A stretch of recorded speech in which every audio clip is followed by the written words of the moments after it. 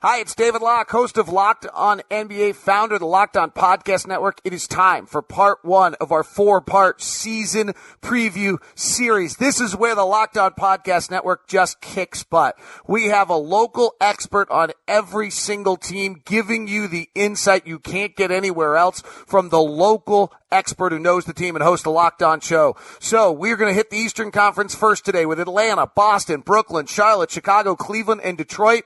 Part two will be later this week. Western Conference will hit part two of the East early next week, and then part two of the West coming for you next week as well. So the season preview series, each of these hosts of the great Locked On podcast will break down where their team stands, rookies that will jump out at you, things to keep an eye on, what a success or failures, and then Josh Lloyd of Locked On Fantasy Basketball will jump in and give you the quick fantasy take on that team as well. So you are covered with a season preview plus a fantasy take, and it all hits right now on Locked On NBA.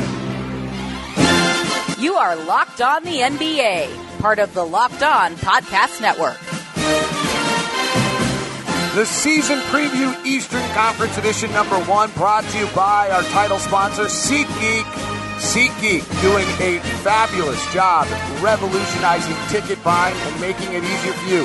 You've not downloaded the SeatGeek app yet? You have to get the SeatGeek app. Why? Because it makes ticket buying easy. Remember the old days? You had your guy, your bookie, not your bookie, your ticket guy, your broker, broker, not bookie. You had your guy, you had to go to him, you had to trust that he had the right deals for you, you had to trust that those were the right numbers. You weren't really sure. You checked 3 other places, it took forever. Over. SeatGeek's going to make it easy for you. All you do is go to your iTunes, your Google Play Store, download the SeatGeek app. Right there on it has all of the tickets from all around the area to the event you want to go to. And then the best part of SeatGeek is the ticket score. It checks out the ticket score for you and gives you which tickets in the arena or at the venue are the best prices for you available. You buy them right there, and it's secure to your phone. Plus, with the promo code LOCKED, you get $20 back on your first purchase. That's right, $20 back with the promo code LOCKED. So download the SeatGeek app and use it. This is why I use SeatGeek now, because it's so much easier. I don't have to go to that ticket broker. I don't have to wonder. I know I'm getting the best deal. I know it's secure on my phone, and I know the ticket score. SeatGeek has changed the game, and you can be a part of it. Let's get it started with the promo code LOCKED, by the way. Let's start with alphabetical. We'll go Atlanta, Boston, Brooklyn, Charlotte, Chicago, Cleveland, and Detroit today on our Eastern Conference previews. Atlanta had a raucous offseason, turning the page from the Dwight Howard era, dumping him over to Charlotte, and they are in a little bit of a rebuild with Paul Millsap, or a lot of a rebuild with Paul Millsap going to Denver. And Brad Rowland is the host of Locked On Hawks. He gives us the breakdown. Hello, friends. This is Brad Rowland of the Locked On Hawks podcast, and it'll be a very interesting season for the Atlanta Hawks, sort of a transition year and a first year of what could be a lengthy rebuild in Atlanta. For the longest time now, the Hawks have been in the playoffs for 10 consecutive seasons, the second longest playoff streak in the entire NBA, trailing only, of course, the San Antonio Spurs. But this is going to be a team this year that's looking forward and not backward, and a lot of transition taking place. Paul Millsap is no longer on the roster as he is now in Denver. The Hawks did not even make him an offer. That kind of says everything you need to know about what they wanted to do this season in terms of a transition into a rebuild. Also, Dwight Howard is no longer around. They've made a lot of their role players from previous seasons. Thabo Sefolosha is gone. Of course, they traded Kyle Korver midseason last year. It's going to be a very, very different looking Hawks team aside from the head coach, which even that has changed. Mike Budenholzer is still the head coach, but he was the personnel head as of last year. That title has been removed from him. He's just the coach now, which is also sort of adding a little bit of intrigue to the process, because it's not every day that you see a head coach go from having full control, staying in the organization, and then actually ceding that control to someone else, and Travis Schlenk, the former Golden State Warriors executive. So a lot of transition taking place for the Hawks. That's sort of the headliner as we go into training camp. It's just kind of see how the rotation shake out for Atlanta this season. A lot of firmly entrenched guys are gone. They do return some of their rotation players from last year. Dennis Schroeder is the incumbent point guard and probably going to be the best player, the most prolific player for sure on this team this season. They do bring back players like Kent Bazemore from last year. He is overpaid, but Kent Bazemore is a guy who can certainly be a functional wing player in a rotation. They do have guys like Mike Muscala coming back. It's not as if they turn over the entire roster, but there was a ton of turnover. The Dwight Howard era is now over, as they sort of sold low on Howard after a up and down season a year ago to sort of get off that contract and the locker room presence that he had. It's sort of a youth movement on one hand, and then they also signed a bunch of veterans in order to be some stopgaps. They traded for Marco Bellinelli, of course, course, in the Howard trade, but they also signed Ursan Ilyasova, a very solid power forward. They brought in Dwayne Dedmon from the Spurs, some familiarity there from a system perspective, as Mike Budenholzer was a long time assistant of Greg Popovich in San Antonio, so a little bit of cohesion there. So it's sort of a divide between the youth movement and sort of trying to be respectable this season, at least on the outside looking in. That's sort of the interesting part of training camp, is to see how that's going to all look together. It's a very, very different team than it was 1 year ago. In terms of a best-case scenario for the Hawks, I think, simply put, a best-case scenario would be losing a lot of games this season. From an organizational standpoint, it's not a lot of fun to see the Hawks lose a lot of games if you were a Hawks fan, but at the same time, I think it's very important that they were to draft high in the 2018 draft with draft lottery reform taking place right as they hit rebuilding. 2018 is the only time that they're going to be having this very, very lofty chance at the number one overall pick if they were to sort of go into the tank this year. This team is going to be probably a little bit too good for that, which we'll touch on here in a moment, but at the same time, it's going to be good for the Hawks to pick high in the draft, so you want them to lose as many games as possible while also facilitating growth. If you take the losing off the table as a best-case scenario, which I think a lot of Hawks fans are split on, I think everyone can agree that the best-case scenario in terms of on the court would be seeing some progression from the young players. Dennis Schroeder is the best player on the team now, but he's still very young, and they have him locked up for a number of years in the future. So Schroeder is sort of a polarizing figure around the NBA, but to see some growth from him would be very encouraging. Also in the form of Taurean Prince, who is the Hawks' 2016 first-round draft pick in the lottery, who they acquired in the Jeff Teague trade. Prince, not exactly a star upside player, but if you see some the ability for him to be an established starter on a long-term basis, that would be very, very encouraging. And finally, John Collins as well, the team's rookie from this year, the rookie first-round draft pick. Some internal growth from the young players is probably the best-case scenario in terms of actually winning and performing well on the floor, even if the overarching thing is that the Hawks want to be as poor as possible in the standings in order to draft very high when we arrive there in June. In terms of players, it's going to be interesting to see what the worst-case scenario is. I think the worst-case scenario, again, sort of goes back to that rebuilding thing. I think the Hawks winning more than they lose would not be a good thing, as weird as that might sound. But aside from that, having Schroeder stall out and sort of be the player that they've seen him be the last couple of years would not be a disaster, in that they're only paying him $16 million a year. It's a very reasonable contract if he's just a low-end starter. But at the same time, if he's your best player and he's just a low-end starter, that would not be ideal. Same goes for Prince. And I think if the veterans don't go well, Dwayne Dedmon, for instance, there were some rumors around Dedmon last year in San Antonio that he did not necessarily see eye to eye with Greg Popovich. There could be some internal strife there. They have a bunch of veterans, and if it didn't go well and they did not facilitate an accurate and positive locker room culture, that would not be ideal for the Hawks this season. In terms of a player that's most likely to be thought of differently at the end of the year, I think I will go, honestly, with Dennis Schroeder. I think that's interesting at a number of levels. I'm not the biggest fan of him, candidly, in terms of when compared to a lot of Hawks fans, but I think I am probably higher on him than the national consensus on Schroeder. If you look around the league, a lot of people sort of are very skeptical of Schroeder. It's a very big year for him. So I think if he were to go out and average, 20-7, something like that, which I think he absolutely can do, it's definitely possible for him to be the same kind of player and just average more points and more assists because of the usage rate he's going to have. But from a perception perspective, that would go a long way toward helping him sort of jump up a level in terms of being noticed nationally. Same goes for Dedmon. If now that he's a full-time sort of entrenched starter that you would have to assume that he's going to be in Atlanta. He was very good on a per possession basis last year with the Spurs. So if he were to go out and average 28 minutes a game this year and sort of at least approximate that kind of production, that'd be very interesting for his long-term future, because he's basically on a one-year contract. He's a second-year player option, but Dwayne Dedmon is a very intriguing piece of the Hawks. In the short term, may sort of price himself out of that coming up in the future, but that would be not the worst thing in the world for the Hawks in terms of the 2017-2018 season. And in terms of trajectory, I think the most important pieces to sort of track are Schroeder and Prince. Those are the two foundational pieces that the Hawks currently have. The jury's still out on John Collins, the first-round pick from this year, because we've not seen him on an NBA court. But Prince was starting by the end of the playoffs last year as a rookie, which is sort of unfathomable if you are someone who follows Mike Budenholzer's career as the head coach. To have him entrust a rookie like that in a playoff setting is very encouraging. So I think it's a very important season for both Schroeder and Prince in terms of what they can ultimately to be down the line, and that's something to definitely keep an eye on this season. The only rookie that I think will make an impact this year for the team, that's one of the big questions, is John Collins. They did pick up Tyler Dorsey in the draft in the second round, but he's more of a pure shooter, sort of offensive spark plug type that I can't imagine is going to be getting on the floor a whole lot this year out of Oregon. As for Collins, he was a huge part of the Summer League roster, was one of the most intriguing guys in the entire NBA when it came to Summer League. He was on the All-Summer League team, had some highlight dunks. Really sort of flashed the potential that the Hawks were looking to see from him. His athleticism, his burst are very, very intriguing, and the Hawks are going to, if nothing else, need him to be providing some entertainment this year for the fan base because he's a very fun player to watch. The jury's out as to how good he'll be. There's some defensive questions there with Collins, but he's a very, very impressive prospect, and it looks like he could be a steal where the Hawks got him at number 19 overall in the draft.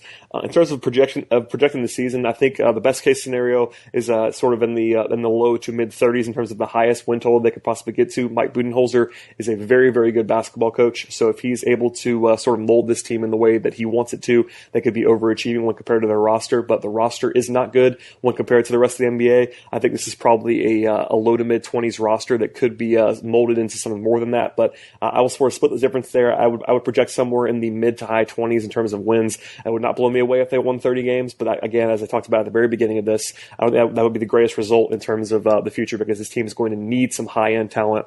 And the easiest way to get that is to land in the top 3 of the draft and what's going to be a very interesting draft in 2018. So I'll be covering that a lot on my show, and that's something that I would encourage people to check out if you're a Hawks fan. But that's sort of the diagnosis of the season this year. It's going to be very interesting, very different for the Atlanta Hawks, but still some must-see TV and probably a more entertaining product, honestly, than it was a year ago. So there's the Atlanta Hawks, and please subscribe to the show if you want to check it out.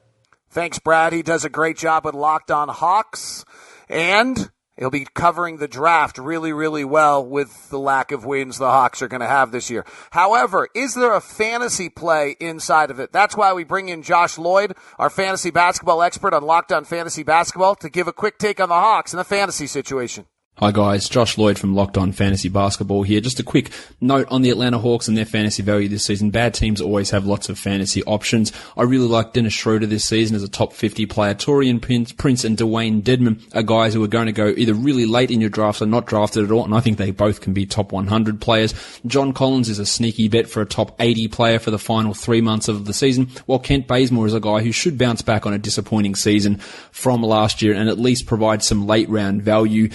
The other guy I want to watch is DeAndre Bembry. Yes, he's dealing with a tricep injury, but if Bazemore falters, Bembry could move in and his numbers could be nice. But the real guys you want to look at are Schroeder, Prince and Dedmon as the top 3 and Collins for later on in the season.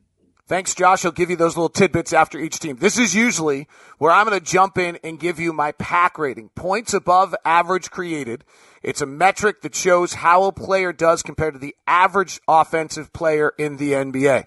In the case of the Hawks, there's not a great deal there to talk about with their roster. Dennis Schroeder was a below-average offensive player last year. He'll only increase his role as he was a minus 0.7, so he's really pretty inefficient offensively, and they're loaded with inefficient offensive players. Ersan Ilyasova is average, and they lost Dwight Howard, who actually was well above average. We'll talk more about this after some of the other teams and what is more relevant. Now, from the Hawks, who went from wins to losses to maybe the most exciting offseason of any team in the NBA, is the Boston Celtics. And two guys who've been brilliant all offseason are Jay King and John Corrales with one of our most popular programs on the network, Locked On Celtics. Hey guys, John Corrales and Jay King here from the Locked On Celtics podcast. We're the Reigning Jays giving you the Celtics preview. Let's just dive right into it, Jay.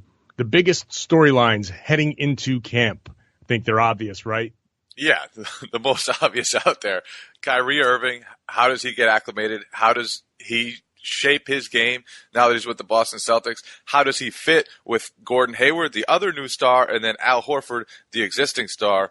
And then how does it all mesh with a super young roster that includes Jaylen Brown and Jason Tatum, two guys who a lot of people are excited to see emerge as viable NBA players, or better or worse or whatever they're going to be? Yeah, that's when you're talking about like 2 or 3 storylines. That's it. Storyline number 1 is Kyrie Irving, and how does he fit and how does he work out? Can the Celtics unlock parts of his offense that didn't exist in Cleveland? Storyline number 2, Gordon Hayward, does he take a leap forward? He's already a really, really good player, but does he take another step and become a superstar type player? And then 3, like you said, the young guys, that bench, can they step up? What can Jaylen Brown and Jason Tatum and others do? So let's look at the best case scenario for this team. What needs to happen for them to realize a best case scenario, which is what? Best case scenario for them is NBA Finals, right? They find a way to get past Cleveland, and they find a way to get to the NBA Finals, but what do they need to do to get there? I think the storylines we brought up in the first place are kind of what need to go right. If Kyrie Irving becomes an MVP candidate instead of just a regular all-star, then that will go a long way. If Gordon Hayward can, with a team that plays with a faster pace and with more spacing around him, reach another level of his game, then that would certainly help. And if the young guys can be really good right away, which it's really tough for young guys, especially 19-year-olds like Jason Tatum, 20-year-olds like Jaylen Brown, to be relied on like they are. It's very rare that teams have such a young bench with such a talented team. So Jaylen Brown, Jason Tatum, those guys' development will go a long way toward determining whether this team reaches its potential. And we haven't talked about skinny Marcus Smart or, the other guys on this team, but it's mostly about the top 3, man. Like Kyrie, Gordon Hayward, Al Horford. How do those guys fit together? Can they be great together? Yeah, on top of those guys all taking steps forward on their own, I think for the Celtics to get a best case scenario is you got to have a campaign out of Jason Tatum that gets him Rookie of the Year votes. Not necessarily a Rookie of the Year campaign, but he needs to go out there and have people say, well, he's in the mix, like kind of akin to what Isaiah Thomas did last year in the MVP race. Jason Tatum has to get that level of production for the Celtics to be an NBA finalist, because that's how thin the bench can end up being. So now let's look at the worst case scenario here for what's the worst case scenario for the Boston Celtics? I think if Kyrie comes in and just wants to still be an isolation scorer and can't lift up the guys around him, and the defense is no good because there's so many young guys, and they lost Avery Bradley or they lost Jay Crowder, and let's say Al Horford, God forbid, goes down with an injury, and then you look at the rest of the front court, it's like, oh my God, there's no size, there's no other really talented guys in that front court. They could be in for a year that's worse than it was last year when they still had Isaiah Thomas and all those other guys I just talked about. So it's going to be an interesting year. One way or another, this team is fascinating. I do think there's a wide variety or a wide range of spectrums for how this season goes, and it all depends on the questions of fit and whether they can get more out of some of the guys like that we talked about, like Kyrie and Brown and Tatum and Smart even. Yeah, injuries are everybody's worst case scenario, but for the Boston Celtics, because they're so thin at the big spot, an injury to Al Horford would be particularly devastating. I do think that a worst case scenario is that this just doesn't fit. That, like you said, Kyrie just goes off on a madman mission to be an ISO player, which I would be surprised at, just considering what he's been saying throughout the preseason so far and at camp. He is stressed. He wants to be a pure point guard. He wants to do things that he hasn't been doing. But do you agree if it doesn't fit, it's probably on him? Because Al Horford's the easiest star to play with. Gordon Hayward can do a little bit of everything. Like, he seems like a guy who can fit in most places. Like, if it doesn't fit, it's probably on Kyrie.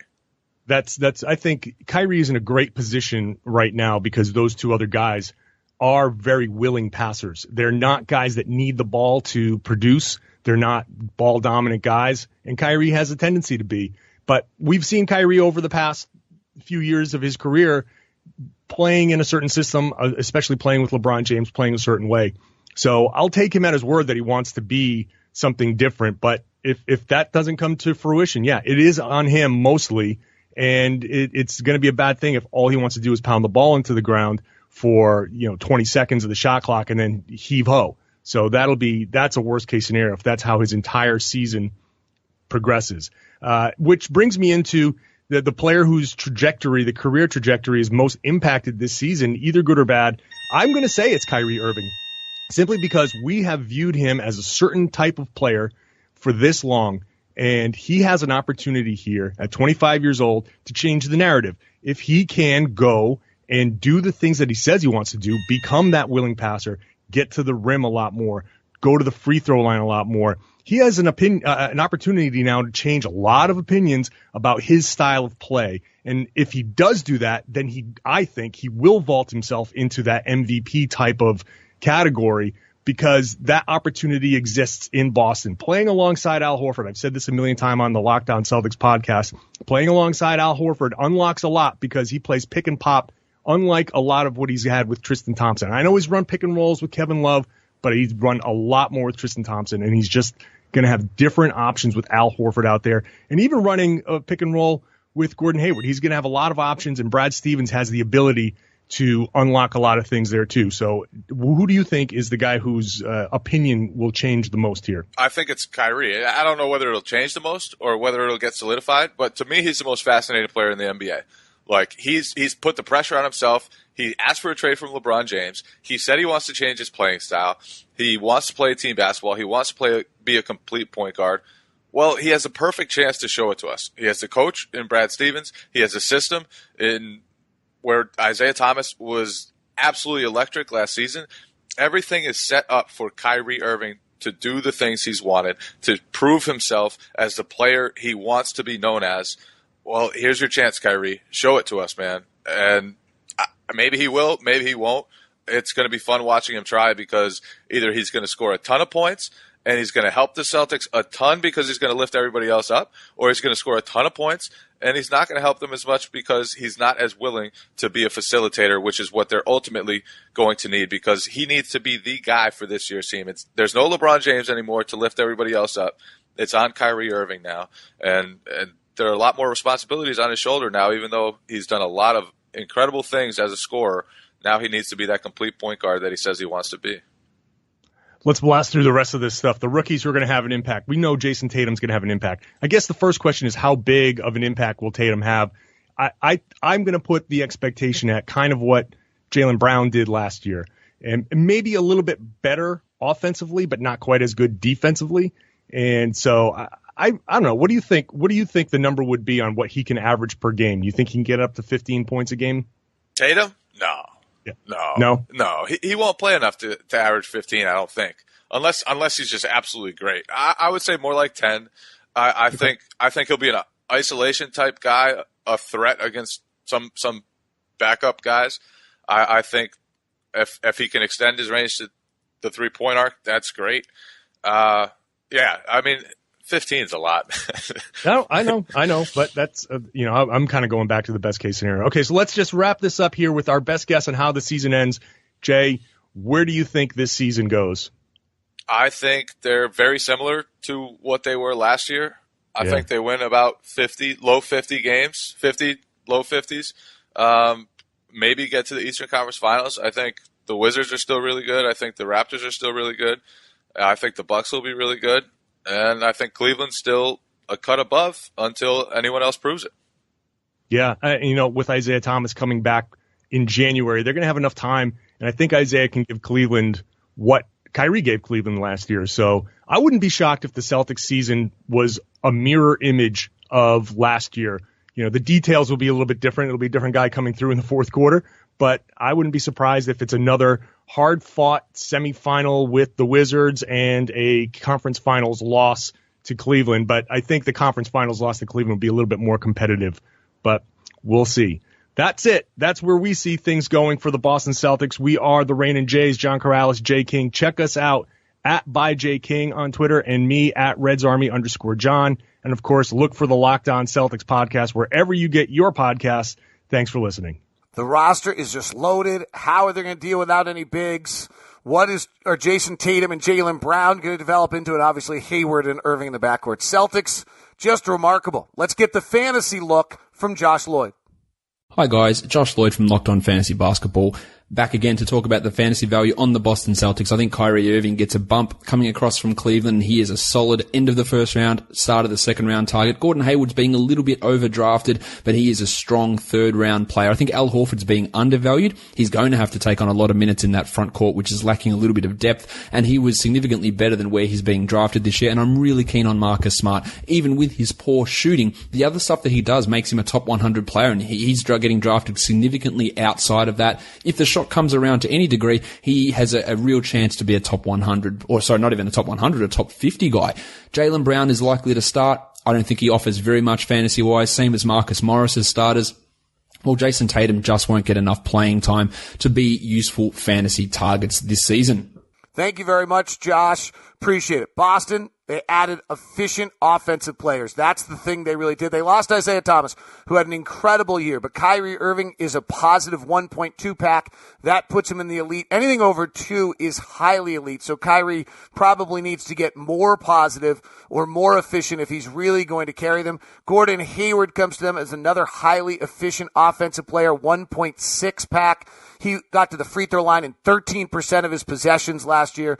Very efficient player. Not one of the elite, but both of those probably need to get into another stratosphere. They did lose very efficient offensive players. Jay Crowder was a 1.4 pack. Amir Johnson, 0.8. Kelly Olynyk, 0.7. Al Horford was just an average offensive player last year, and Jaylen Brown was a minus 0.2. Obviously, Marcus Smart, one of the least efficient offensive players in the league at minus 1.4. Their offense is going to have to do some work to catch up to what they lost with Isaiah Thomas's brilliant season last year. It'll be interesting to see if Kyrie Irving can jump on that. And one thing that's worth noting, Marcus Morris last year, really very poor offensive player.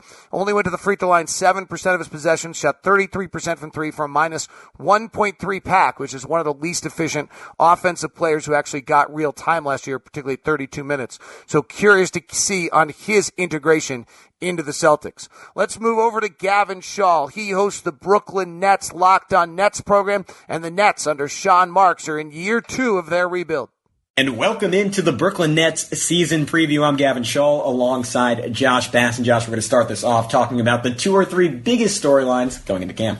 Yes, so one big storyline, obviously the Nets traded Brook Lopez, their franchise stalwart of many years, to the Los Angeles Lakers for D'Angelo Russell. So how do we think D'Angelo Russell and Jeremy Lin are going to fit together handling the ball in the backcourt? Yeah, that's been a big topic of conversation on our podcast, and I've been of the opinion all summer and going into the season that Jeremy Lin has to be the lead ball handler in that scenario. He was so good at the end of the season when the Nets were really thriving after the All-Star break, playing near 500 basketball, which is a high standard in Brooklyn.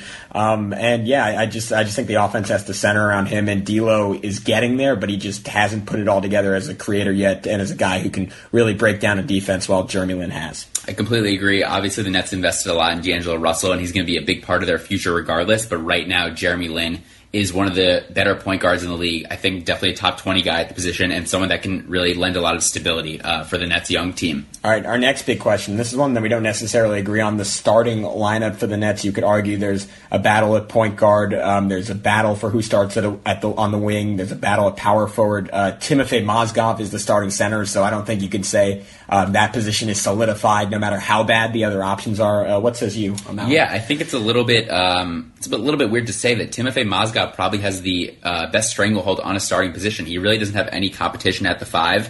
And when you look at the 1 through 4 spots, a lot of similar guys on the Nets: Jeremy Lin and D'Angelo Russell, Damari Carroll and Rondae Hollis-Jefferson, Alan Crabb and Karis LeVert. A lot of guys with similar skill sets and similar talent levels. So it's going to be interesting to see how Kenny Atkinson fits that together. Yeah, I think our best bet right now is Lin, Russell, Crabb, RHJ, and Mozgov. I was saying Carroll all summer, but just the initial feedback we've gotten from camp is I'm a Carroll at the 4 RHJ guy. is ahead of him. Yeah. Because our whole thing was like the Nets prioritize shooting. RHJ can't shoot. Carroll can, theoretically. So a little bit left in the tank defensively. So I'm a big Carroll stan in that argument, but RHJ just played so well at the end of the year, at least on the defensive end. So that is theoretically interesting with him starting. All right, final big question for the Nets season. Will Alan Crabb be worth it? The Nets committed to, I guess not $75 million anymore, but he's 1 year. Yeah, about $57 million left over 3 years. And I think the obvious answer to this question is no. I mean, Crabbe is a good shooter, but he doesn't do much else. He already sustained an ankle injury very early on in camp,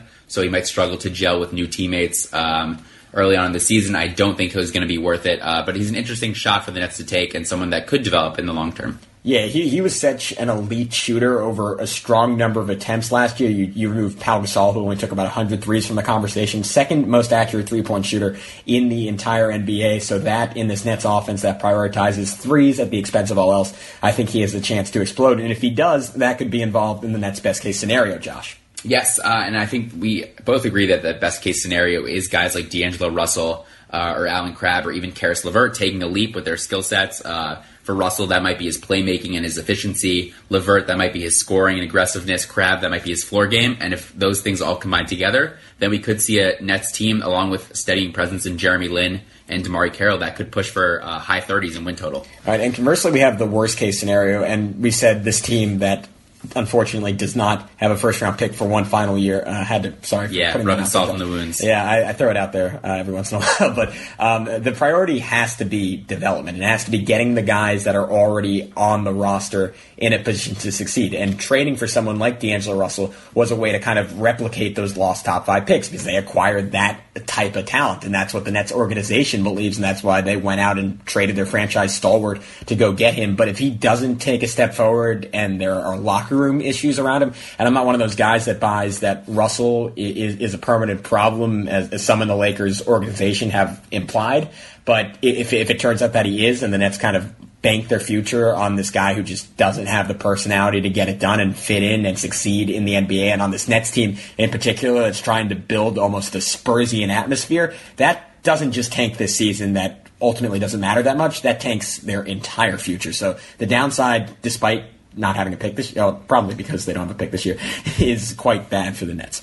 All right, Josh, at the end of the season, who are you thinking of differently on this Nets team? I think Karis LeVert is someone that people around the league are really going to see as someone who could be a future, I'll even say borderline all-star. I think right now he's considered a good prospect and someone with a nice all-around game, but he's shown his potential late last season. He was really good after the All-Star break, shot 48% from the field, really improved his three-point percentage, and then showed some flashes at Summer League as well. So I think he's going to be better version Nicholas Batum. That's kind of the comparison that a lot of people make. And I think people around the league are really going to see that he could be a future stud. Yeah, I'll do you one better, Josh. I have 2 guys for you. I think this is Jeremy Lin's breakout season, and you don't normally say that about a guy. How old is he? 27, 28, 29 now? Yeah, I think about 28. Somewhere in that range. You don't normally think of a guy kind of emerging that year, but he really did over 36 minutes put up near superstar stats last year. I don't quite have the numbers in front of me, but it was around 23 points, 7 to 8 assists, 5.5 rebounds a night per 36 for Jeremy Lin. So if he's able to stay healthy, no Brook Lopez, the ball is in his hands. People talk about D'Angelo Russell potentially taking away from him. There's not really another creator on this team, so he's still going to have the ball plenty. I think he's going to score efficiently. I think he's going to rack up big assist numbers surrounded by big-time shooters. This is going to be his breakout year, potentially even resulting in an all-star berth. Second guy we'll get to very quickly, Allen Crabbe, I think goes from a role player to a rich man's role player. He's going to be really, really good in that role, and he's going to be, I think, one of the premier three-point shooters in the NBA. Yeah, from crab salad to crab cakes. Love it.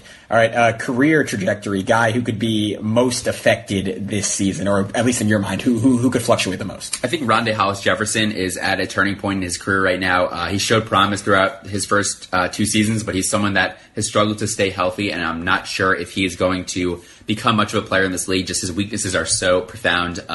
Can't shoot at all. His dribbling really needs work. Just does not have a role in the offensive end. And I think he's someone that could really fall out of favor with the Nets this year unless he shows a significant skill development. All right, speed round. A rookie who will have an impact. The Nets drafted Only rookie. Jarrett Allen out of Texas. We both think he is super raw, going to play a bit in the second half of the year, show some flashes, and look like a really good player, but there's no way he makes a decided positive impact this season. Josh, your best guess on how the season goes? You can take this to the bank, 32-50, 11 seed. Nets fans get excited, an 11 seed with no pick. Back to you, David. Wow, that is some serious orange juice in your cereal by accident right there at the end of that. How about fantasy value? Josh Lloyd checks in on that. Hi guys, Josh Lloyd from Locked On Fantasy Basketball here, talking about the Brooklyn Nets and their fantasy value. Tons of value on bad teams always, and this team's got plenty of players who are being undervalued. I like D'Angelo Russell as a top 50 guy this year, and you can get him a couple of rounds later than that. His value is hitting threes, getting assists and steals, and he's got a chance to crack 20 points. Maybe he doesn't, but he doesn't even need that to outplay his average draft position. Same as Jeremy Lin, who's criminally being taken at pick 96 in ESPN leagues. Just way too low. He is a top 60 player for this season. Karis LeVert, probably not going to get enough minutes as much as I love his fantasy game. I don't mind Tim Mozgov as a late round flyer, especially when big men can be hard to find. And Rondé Hollis-Jefferson, who should be the power forward starter, is a great source of rebounds, out of position rebounds. Steals and blocks are pretty decent for him as well. So I like him as a late round player. While Alan Crabb, who's shown really nothing of a fantasy game, the opportunity is going to be there. So that's what you want to do with one of your late picks. Take a guy who's getting an increased opportunity, who could really step forward. But I wouldn't be spending too much on Crabb. The value here on this team is really spread, pretty concentrated amongst D'Angelo Russell and Jeremy Lin. Russell's development will be interesting. Last year, just shot 35% from three, didn't go to the line very often, actually was another below average offensive player on his pack rating at -1. Now, that's not uncommon for young players, so it will be interesting to see if he takes that jump. Jeremy Lin is mentioned there by Josh Lloyd, and see what time he gets. He's actually usually an above average offensive player because he goes to the line a lot. 11% of his possessions at the line last year. Now, the Charlotte Hornets made some interesting moves. They went and got Dwight Howard, much to evidently Atlanta Hawks' glee.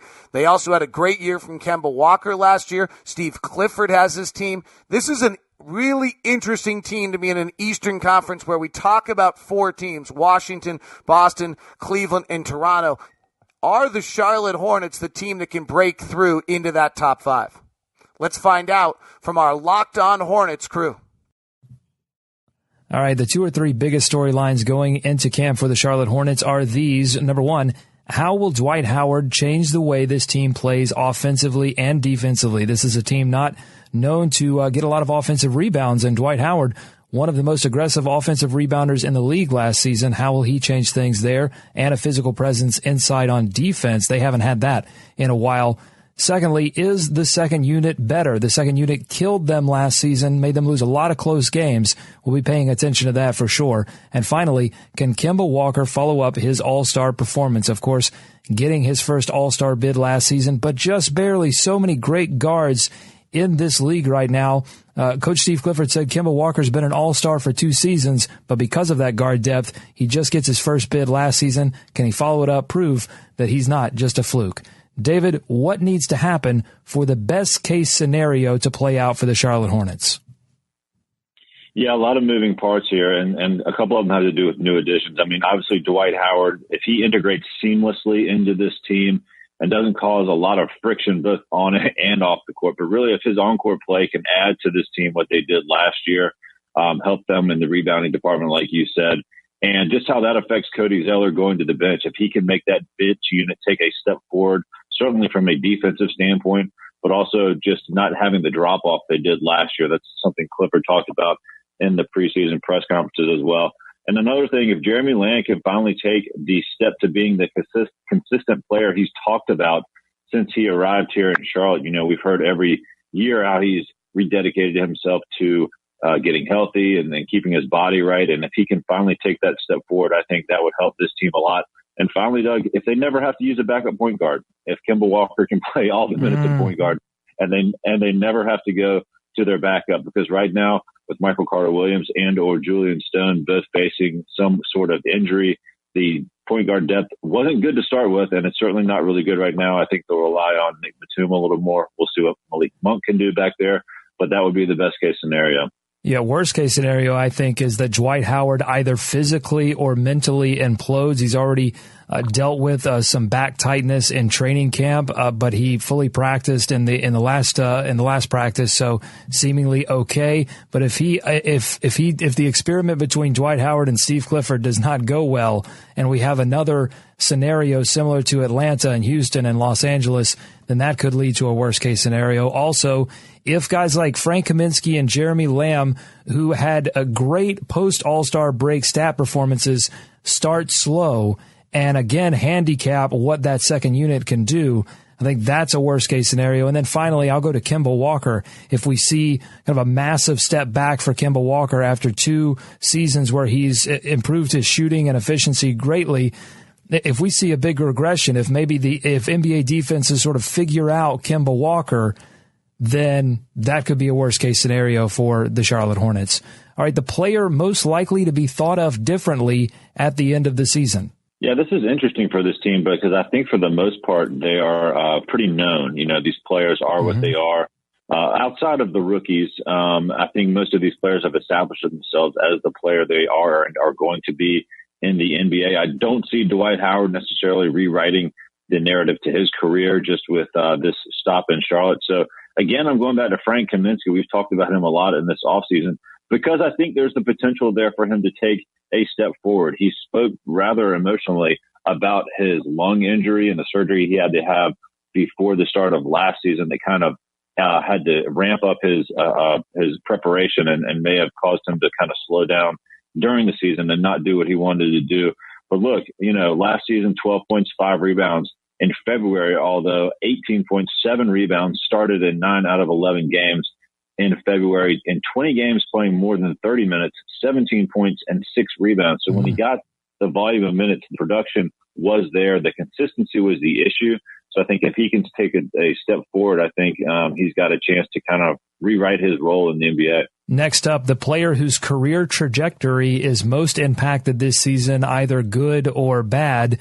I almost went with Michael Kidd-Gilchrist here because he saw a bit of a regression last season, did not average over 10 points a game, and his stats were very similar to his rookie year, and even said at the end of the season that he felt like a rookie. So this will be a big season for him in terms of showing that he can be impactful on both sides of the floor and improving his spot-up defense, which took a dip last season as well. But I'm not picking MKG. I feel like Dwight Howard is the player whose career trajectory is most impacted this season, either good or bad, because I honestly feel like this could be a last chance for Dwight Howard. If he can't mesh with head coach Steve Clifford, who helped him get a championship in Orlando, who he respects, who he trusts, if he can't feel good about being on this roster and his place within this roster, then I don't know where in the NBA he could fit in, where he would be satisfied. So for Dwight Howard, I really feel like he has to embrace this opportunity,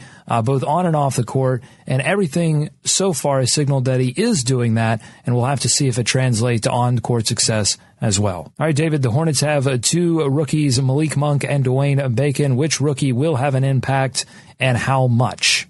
Yeah, I mean, how much is the real question. Rookies under Steve Clifford have gotten the rap for not playing that much, and that may be a bit unfair to Clifford. You know, I think if you look back, Cody Zeller played a good amount. Even Frank Kaminsky played a pretty fair amount for being a rookie. So, I mean, I think Clifford's willing to play these guys if they show they can contribute and be competent out there. Obviously, they're asking a lot of Malik Monk. They're asking him to come in and be a scorer, maybe handle the ball some as well with those issues at backup point guard. So I think he's got the biggest chance to have an impact, going back to that best case scenario. If he is playing well enough to be in the rookie of the year conversation, that's probably going to mean scoring. So that's going to be a best case scenario for the Hornets. But I also think Bacon is going to have a chance to shine as well. You know, they really like his confidence in scoring, of course, but I think they also like his stature and him being a bigger guy, being able to guard some of these athletic wings in the NBA.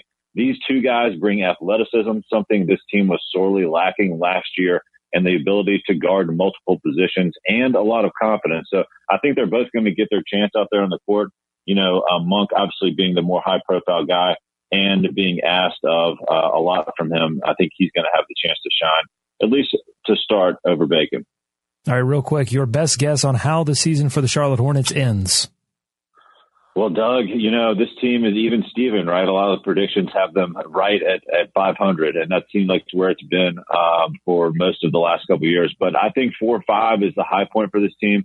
In the East, that's certainly where they should be sitting. So I'll say the 4 position. I'll say they get that home court slot and they get that first round win that they've been looking for seemingly forever.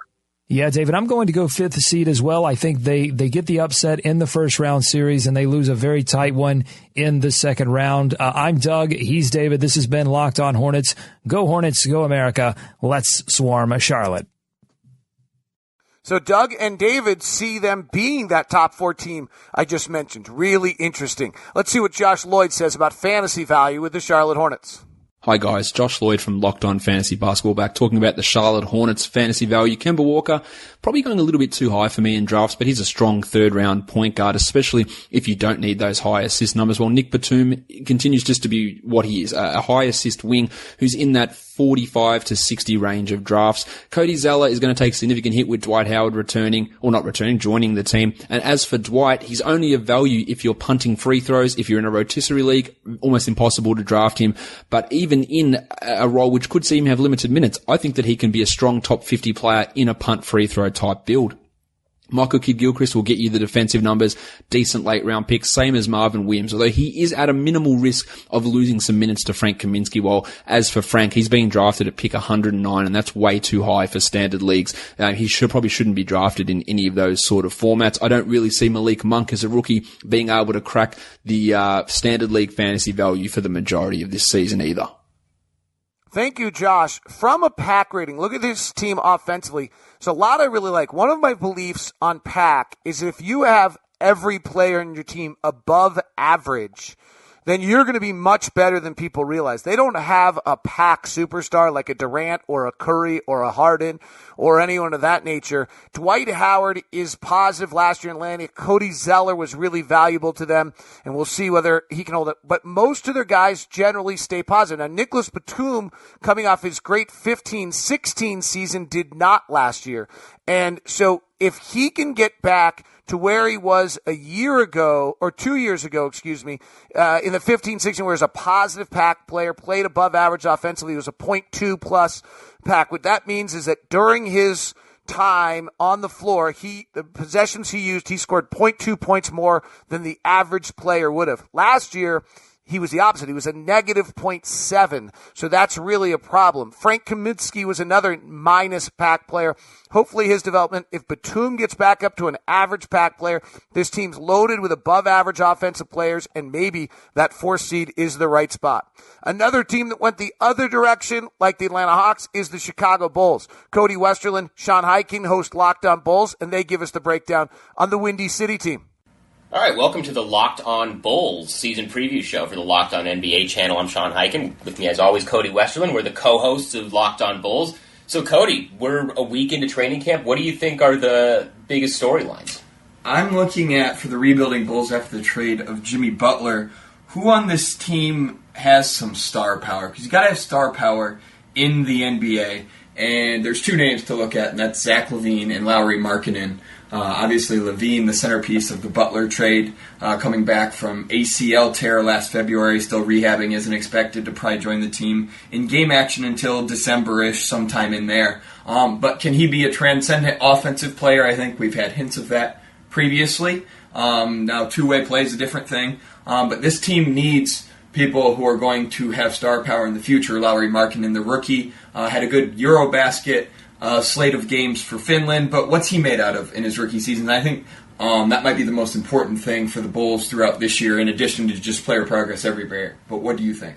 Yeah, I think that's definitely one of the biggest storylines. The other one, as far as a little bit more specific, like position battle, I'm really interested to see how the power forward rotation shakes out, because you've got Nikola Mirotic, who they just re-signed the day before training camp finally, like that, that kind of dragged out over the summer. And then Markkanen, who you just mentioned, he was the number 7 overall pick, one of the guys they got back in the Butler trade, and he had a very strong performance at Eurobasket for Finland last month. And then Bobby Portis is still there too. He's going into his 3rd year. He maybe hasn't been as good as people kind of expected him to his first couple of years, but they are still high on him as an organization. They still think he's got some potential. I'm interested to see how those minutes kind of shake out. Now, this is a loaded question when we bring up what's the best case scenario for the Bulls this year. Tricky question, maybe if not loaded, but I don't think it's that tricky. For a team that's trying to rebuild so much, what is the best case scenario when you think about wins not mattering this year? I think that it's a pretty clear best case scenario. The best case scenario is they finish with the worst record in the league and therefore the highest chances of getting the number 1 overall pick in the lottery.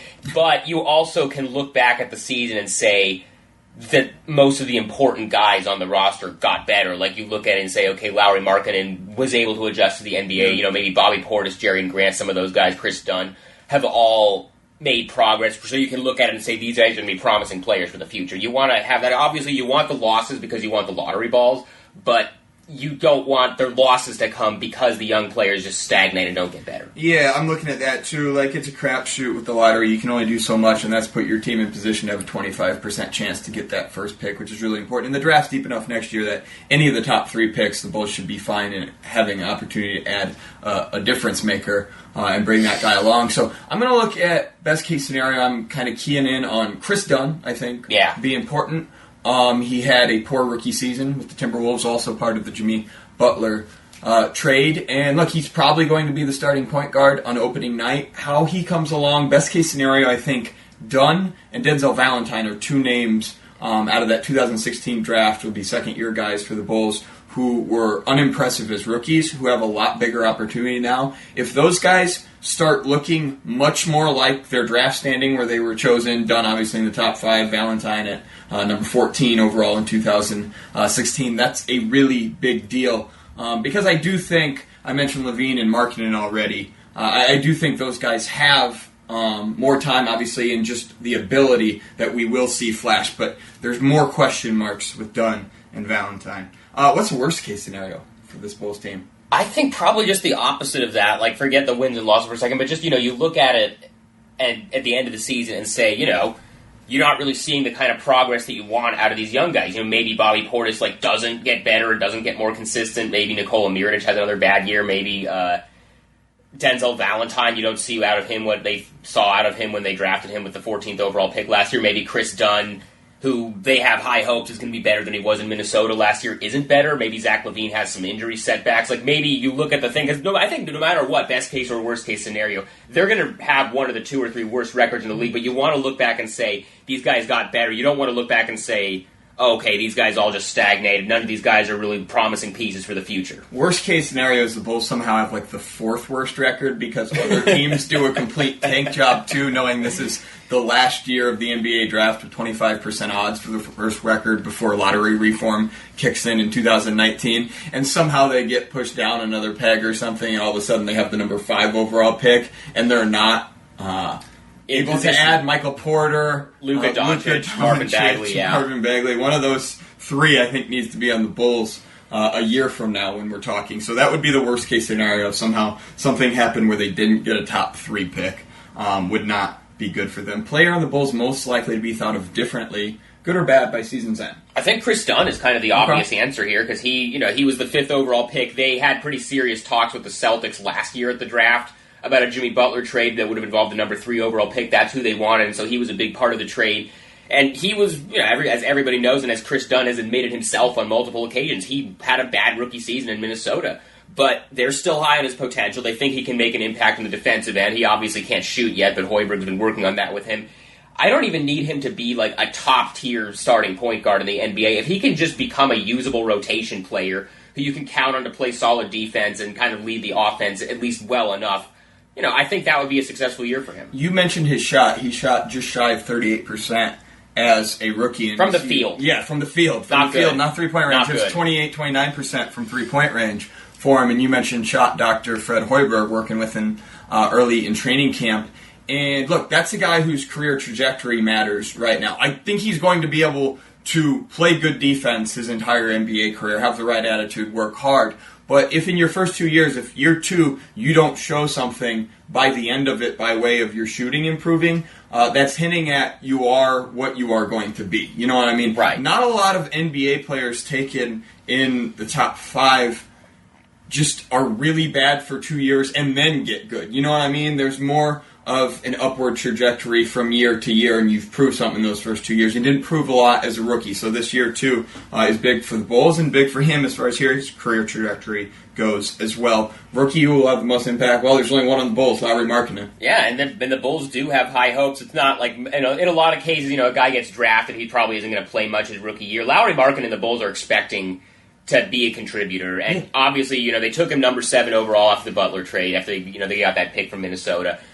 He obviously had a great performance in Eurobasket. They think that he is going to be a piece for them long term, and in a rebuilding year, there's no reason not to give him a lot of minutes. Your best guess, Sean, for how the season ends. I see win total in the low 20s, Bulls having a top 3 pick next year, 2018.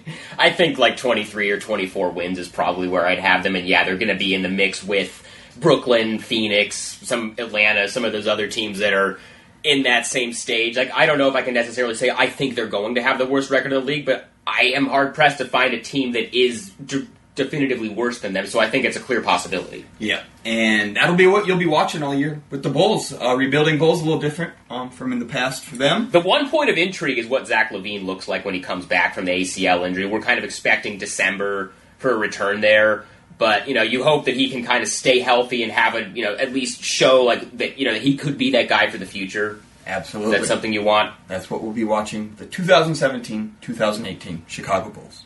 Yeah, make sure you're following us on Twitter at Locked On Bulls. Follow me on Twitter at Hyken. Follow Cody on Twitter at Cody Westerland. And subscribe to us and leave us a review. Thanks for listening to the Locked On NBA preview.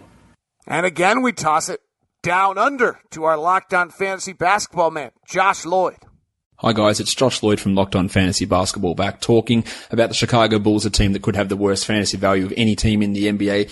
Zach LaVine could be a top 50 guy if he wasn't hurt. We don't know when he is coming back, and even when he does, he won't be playing 37 minutes a night, not like he did last season. Dwayne Wade's at risk of getting bored out and finding himself in a less favourable situation. So at his current ADP, not really a value pick. A guy that I am interested in, but he remains unsigned, is Nikola Mirotic, who has got the ability to crack the top 50, but Fred Hoiberg has just been increasingly frustrating in terms of using him throughout his 2 seasons in control there. So Mirotic is a great last round pick in my opinion, as is Chris Dunn, who was terrible last season but can offer the assists and steals, but you do have to watch your percentages. Robin Lopez is a very low upside guy who could find himself in the Dwayne Wade situation, but if you want to take a flyer on someone late, I like Denzel Valentine, who has a chance to grab that starting small forward job, and his ability to rack up fantasy stats is much more advanced than Paul Zipser, his competition there. So fantasy owners should be rooting for Valentine to get that job. Even if it doesn't look possible, he is a guy to have a look at in those last rounds. So we've touched on Chicago. Not a lot to be said about this team and their pack ratings, and that I'm going to move past them. We've touched on Atlanta. The big dogs in the Eastern Conference are the Boston Celtics and the Cleveland Cavaliers. And let's find out what Chris Manning thinks of where the Cavaliers sit. He hosts Locked On Cavaliers. Here's Chris. Hello, everyone. My name is Chris Manning. I am the host of the Locked On Cavaliers podcast, here today to give you a season preview for the Cleveland Cavaliers. And as always, they're one of the most interesting teams in the NBA. You can find me on Twitter at CWMRights. Follow the pod on Twitter at Locked On Cavs, and find us on Facebook there as well. Up first, the 3 biggest Cavs storylines. Number 1 is Dwayne Wade in his arrival, how he's going to fit in with the Cavs. That is something, it's a known what role he's going to play, whether he's going to see some time as the backup point guard, whether he'll spend more time at the 2, whether he's going to start or come off the bench. It's a very to-be-determined situation, but they're planning on him playing a big role in what he can provide this team, and potentially give it some sort of jolt could be really big for them. Then you have how they're going to replace Kyrie Irving at point guard. He obviously produced so much for them. He had the biggest shot in franchise history. How will Isaiah Thomas, once he gets back, and Derrick Rose, and maybe Jose Calderon or Kay Felder, how are they going to replace what Kyrie does? And can Wade supplement that? Can LeBron take on some of that creation in there as well? And lastly, how will this team change with these roster changes? This is a different team. You have Jay Crowder in, you have Dwayne Wade in, you have Derrick Rose and Isaiah Thomas in. No Kyrie really in itself changes a lot, and this is going to be a different team. We'll see how this team adapts and changes this season. For the best case scenario, for the Cavs to have everything go right, and for the best case for them maybe win a title, I think everything has to really gel, and they have to hit some sort of different level as a result of that gelling. So can this team get better on defense? Does Jay Crowder make them more versatile in different ways? Can they play smaller now more effectively? Even if they're playing differently and everything changes, can they make this work in a way? I mean, I think there are some legit concerns about this team spacing now. I think you have some weird pieces. Like, I don't think Rose is a great fit with LeBron, but can they sort of gel and hit a new level and form a new identity that makes them better off, even if they're different and not quite exactly the same post-Kyrie? And I think you need MVP level LeBron as well. You need a great season from the guy who's still the best player in the world, I think, in order to get where you want to go. On the other end of this, for the Cavs to have their worst case scenario, which is probably losing in the Eastern Conference Finals, this means a lot doesn't go right. Things don't gel. Isaiah maybe never gets healthy, doesn't fit with LeBron, and the Cavs have to try to force that old identity of iso ball and just attacking in the way they did in a sort of one-dimensional, bludgeoning way, in a way that doesn't work. I mean, you could have Isaiah just not come back. You could have Rose just be abysmal. Maybe Kevin Love's back gets really bad, and these things sort of fall apart. Those are things that could happen. Those are the worst-case scenarios. But the obvious big thing there, for me, in my mind, of what could make this season go bad is if LeBron actually does age in a significant way. I think in a way that is sort of concerning and maybe hasn't been talked about enough yet is that this team really is going to be dependent on LeBron. I don't think it's quite going to be like OKC last year where Russ had to just be this superhuman to carry that team. But I think the narrative around LeBron this year could be this is a guy that lost his second best player. There will be some undervaluing of what Kevin Love does. He's still very, very good. Maybe I think you could have argued that the last couple of years he was the second best player in the Cavs, with Kyrie being the second most important player behind LeBron. I think you could have just situations where Rose doesn't work. Maybe Isaiah never really comes back. Maybe Love just can't adapt to a new role if they don't give him more to do. Lou could really give a lot to LeBron, and maybe Wade just can't bring it as much as we think he can right now. So that could be a thing. And if LeBron isn't up for that, and he can't be up for that in the playoffs, that's going to be a problem as well. Or the player, in my mind, that could be thought differently at the end of this year is Kevin Love. I think there are a lot of guys that could have really interesting seasons. Isaiah is one of them. I think Derrick Rose is certainly one of them, and we'll get to him again later in this podcast. But I think Kevin Love is the guy that, in my mind, is really someone who could be seen as different than he is right now. He, I think, could start at center, which would be new for him. Lou hasn't exactly said what he wants to do there, but that's certainly a possibility at this point. You're looking at a guy who could get a bigger role for the first time in his Cavs career, who could be used more like Minnesota Kevin Love in a way we haven't really seen for more than some token post touches and token elbow touches, especially with Isaiah out, unless they really want to trust more to give to Derrick Rose and to Wade, which Wade would make some sense. But Kevin Love is a guy for me who could be really used as a hub this year. His fit against the Warriors is always going to be problematic. He's going to have those issues, but he's also a guy that could do a lot of good for this team, and I think could take some of the burden off LeBron. One thing that really intrigues me with him is could he be used as the hub of bench units in the way we've seen LeBron used. I think lineups, if you can get the right spacing, where it's Love and Dwayne Wade, and maybe you have to put Fry out there, and maybe this means you have to play Korver in these, and you're going to have some defensive issues potentially. But I think something where it's Wade, it's Love, whether he's at center, power forward, could be really, really potent, at least in the regular season bench lineups. I don't know how sustainable they would be in the playoffs against the elite of the elites, but I like the idea of him kind of being used as a hub in a way that he really hasn't been, and I think that could solve some of the LeBron off-court issues. This could be a really, really big year for Kevin Love in my mind.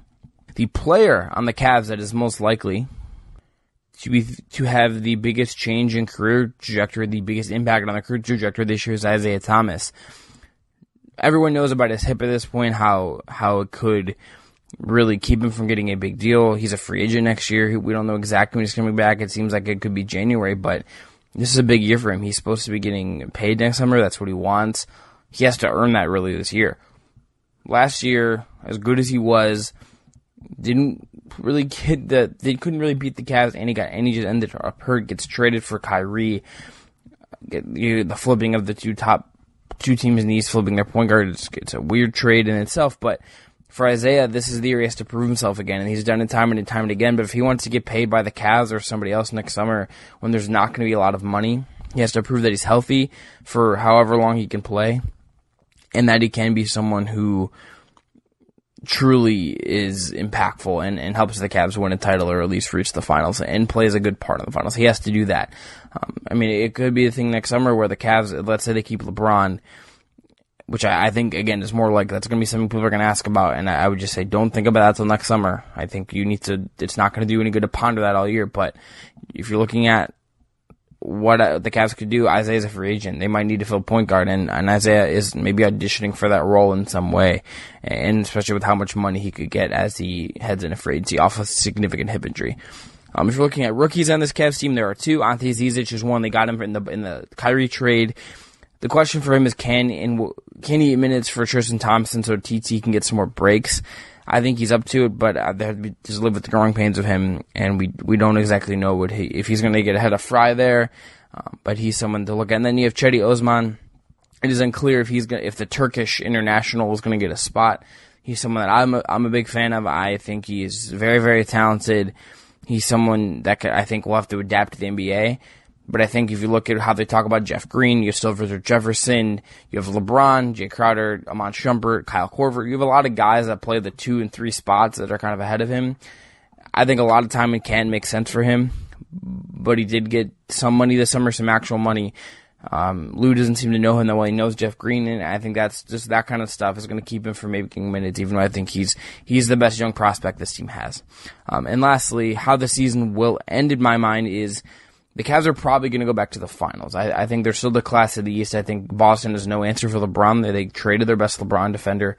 I think if they are healthy, if all these things work out, if Derrick Rose, who I've talked about a lot in the show, can be competent enough to be a good player on this team and fit well, they can still be the class of the East. I think Boston, I think the Bucks are obviously in the upswing. I think Washington and Toronto are all going to be there, but I think the Cavs should still be the best team in the East. They have LeBron James. That counts for a lot. I think they do lose in the finals again, probably against Golden State for the 4th time. I think they could win, but I think a lot have to go right for them to be able to do that. But I think this is a LeBron year. I think this is a big LeBron year. I think there's a very good chance he wins MVP with the Cavs reaching the finals for a 4th straight time. Again, this has been Chris Manning from Locked On Cavs. Give me a follow on Twitter at CWMWright. Subscribe to the pod wherever you get your podcast, and give the pod a follow on Twitter at Locked On Cavs. That is not the first time I've heard this idea of MVP talk for LeBron James. Interesting from Chris Manning. And Boston and Cleveland will start their rivalry on opening night, and it will probably run all the way through. Will it be in that Eastern Conference? Will, in fact, they be able to Cleveland make it back to the finals incredibly again? We'll see. And is LeBron's final run in Cleveland? What an incredible year it should be there with the integration of Isaiah Thomas the whole time. Now, it's a very interesting fantasy team, and that's where Josh Lloyd steps in. Hi guys, it's Josh Lloyd back from Locked On Fantasy Basketball talking about the fantasy value of the Cleveland Cavaliers. I still think LeBron James is a clear-cut first-round talent. Some don't agree, but I've got no problem with taking him inside the top 10. His free throws were an issue last year. I think that does rebound a bit, and especially with Isaiah Thomas looking likely he'll miss some time, LeBron could put up some really big numbers straight on. Isaiah Thomas, as for him, taking him at his ADP is an impossible move. Don't do it. We don't know when he's going to be back. Will it be December? Will it be January? I think his value would be solidly at the start of the 3rd round if he was fully healthy, but he's not. As for Kevin Love, he will have a stronger period of time when Thomas is out, and that will dial back a bit once Thomas does return, but he is a strong power forward option in the 3rd round, and you could even make that move to grab him in the 2nd. Jay Crowder loses a ton of value from last season. Probably not a standard league draftable guy, in my opinion, same as Tristan Thompson or J.R. Smith. As for Derrick Rose, while Isaiah Thomas is out, Rose is fine, but even last season when the Knicks, when he was the starter, he's not a great fantasy option anyway. So we're not talking about getting a top 50 guy here for a month or 2 months. You're talking about a guy who might crack the top 120. So very much not a high priority guy, even if he is going to be starting with Thomas sidelined.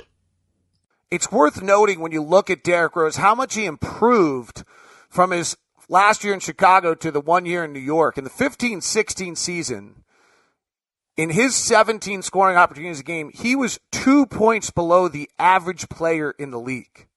-2 pack. One of the 3 worst offensive players in the league. Last year, still not great in his 17 scoring opportunities, -0.8. So he's still below league average and still a negative, but not nearly as bad as he was. And now possibly playing with someone like LeBron, you wonder whether that might improve him. I'm not a huge believer in that, but he might be able to be improved a little bit. The guys that they need to have a good season, J.R. Smith was really very poor last year at a -1.2. Otherwise, the Cleveland Cavaliers fit the qualifications. Everybody on that roster is an above-average pack player. Isaiah Thomas last year in Boston had was the 2nd most efficient offensive player in the league behind Kevin Durant. If he can be anywhere close to that, coupled with LeBron's brilliance, LeBron hasn't slipped at all. LeBron's pack rating last year was 2.8, one of the most efficient players in the entire league. It was actually better than his 15-16 season, where he was 2 points better than the league average in his average player in his possessions, and just, blew it out of the water. He's actually gotten better in each of the last 3 seasons. He went from 1.7 to a 2 to last year. In his 21 scoring opportunities, he was 2.8 points better than league average. He's showing no signs of fatiguing. He's getting the free throw line just as much. He's still that superhuman player, and that's why Cleveland to the finals seems like a realistic expectation. Charlotte thinks they could bust into the top 4. Is it possible the Pistons could do the same? Our final stop today is with our new host of Locked On Pistons. Hey, this is Matt Shook, and I'm the new host of the Locked On Pistons podcast, and here's your Detroit Pistons season preview. The biggest storyline for the team is going to be off the court at the beginning of this year. With Little Caesars Arena opening in downtown Detroit, it's going to be the first time the Pistons are playing in downtown Detroit in nearly 40 years. The facility is going to be shared with the Detroit Red Wings, and it's going to be part of the new District Detroit area, which is going to be connecting downtown and midtown in the Motor City. The reviews are pretty good so far, and fans like myself are going to be excited to check it out as the season goes on. As far as biggest storylines for the team, there's another off-the-court one that's going to impact the court play tremendously as the Pistons moved Marcus Morris to the Boston Celtics in a trade, acquiring shooting guard Avery Bradley and a second-round pick in the deal. Bradley has fans kind of reminded of those tenacious backcourts the Pistons passed, which led to championships at the Palace of Auburn Hills. The move also meant that Kentavious Caldwell-Pope era is all done, as the organization renounced his rights and allowed him to sign a nice one-year deal with the LA Lakers, where he can kind of hopefully boost his stock a little bit and get that long-term deal as an unrestricted free agent next year. The Pistons, meanwhile, are a team with all sorts of questions, so let's get right to them. The best-case scenario with the team has to pretty much involve Andre Drummond and Reggie Jackson with some bounce-back years and coming together offensively to form that nice pick and roll that they had 2 years ago. It was their best offensive weapon during that season, but with last year, Reggie was kind of out or hobbled when he was playing with that knee injury. It bogged down the offense and made it a lot harder for action to be happening and three-point shooters to get open looks. With the pick and roll coming back and being effective, those 3-point numbers are going to obviously go up, especially since the additions like draft pick Luke Kennard in the first round and free agent signings Anthony Tolliver and Langston Galloway. Those guys are much better 3-point shooters than the ones whose minutes they're going to be replacing. That being said, Tobias Harris did a really good job and performed admirably as the go-to scorer pretty much last year without that Andre Drummond, Reggie Jackson effective pick and roll.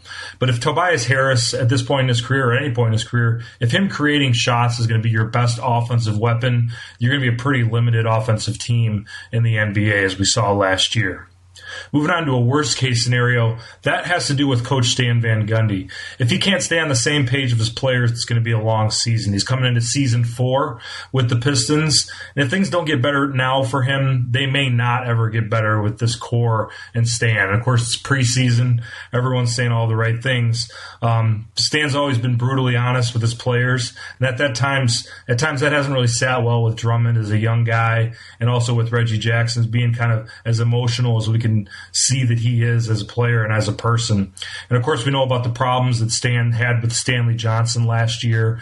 Again, with Stanley and Stan, everyone's saying all the right things in the preseason, but we'll see how that goes when some rough patches come throughout this year. As far as a player who might be thought of differently at the end of this season, it's going to be Avery Bradley. It's going to be interesting to see how he does coming from being the second fiddle with the Celtics and Isaiah Thomas in that backcourt. And now he's in a situation where he's really the most accomplished NBA scorer on this roster. And he's got his free agency upcoming. Is that going to be a good thing or a bad thing for his career? We'll see on that. Is he going to embrace that role, lead the team in scoring, and answer the bell in big fourth quarter moments and decide that Detroit's somewhere he wants to stay in the long term? Or is he going to see that he's maybe just an defensive stopper and a complementary scorer with some better guys around him, and maybe he'll find some of those superstars in the open market to play alongside next season? As far as a guy whose career trajectory might change a lot this season, either good or bad, I'm going to go with Stanley Johnson on that. He took a big step backward in his second year, but with Morris being gone from that forward spot, there's going to be more minutes for him available at that forward spot that's more comfortable for him. I think that's the biggest wild card of the season is Stanley. And what we think of Stanley next June will really be the whole story of how this Pistons season went. If he's a guy that we could see as possibly an all-star down the road, then maybe this Pistons season went really well. And, of course, the opposite, meaning that it didn't go so well once again. As far as rookies making impacts, it's basically just Luke Kennard. He was the first-round pick for them. Is he going to get the Stanley Johnson workload from 2 years ago, or the Henry Ellenson lack of workload from 1 year ago? He got the Duke pedigree, and Pistons filling the need for the shooter role with him. He should get on the floor some. He'll probably be with the big club for the whole season, but I only see him getting about 5-10 minutes a game possibly, especially because he's in a battle with Langston Galloway for those backup minutes at shooting guard. And if you see Galloway shooting the three like he did at the end of last season with Sacramento after the Boogie Cousins trade, I think Kennard's going to have a hard time finding regular minutes on the floor. As far as how the season's going to end, Las Vegas has the Pistons over-under at 38.5 wins. Now keep in mind, this is a team that went 37-45 last year and 44-38 the year before with largely the same core. And if you remember last year as a fan, you remember the malaise. You had the players-only meeting with Reggie Jackson when he came back. You had the unrest with Stan Van Gundy at times. And then the injury to Jackson as well. He's the catalyst of this team, and he had a rough go of it even when he was healthy. So I like the win total for this team to be a little bit closer than it was 2 years ago than last year. So I'm going to go with 43-39 as the record, and solidly in the playoffs in the weak Eastern Conference, maybe at the 6 or the 7 seed. But I don't know. Maybe all the Locked On hosts are calling overs for their teams that they cover, but I actually think this is one of the safest bets on the board. As for the playoffs, I think the Pistons get in, and they're going to be another tough out like they were 2 years ago for Cleveland. If they end up with Cleveland or Boston or Milwaukee or one of those contenders in the first round, I don't think they ultimately pull that upset, but it's going to be kind of a tough out for those teams with the tough defense that the Pistons play. It's an optimistic look that I have, but I think it's ultimately realistic as well. So you got season 1 of the Little Caesars Arena happening, and I think that for the fans, a return to the playoffs and some competitive basketball will probably be enough for them. So that'll do it for your Detroit Pistons season preview. Again, this is Matt Shook. You can catch me on Twitter at Matt_Shook, SCHOCH, and another underscore after that, or on my Facebook page. So thanks for listening, everyone. Matt, we're glad to have you aboard as the host of Locked On Pistons, and Piston fans will be excited to be with you for the season.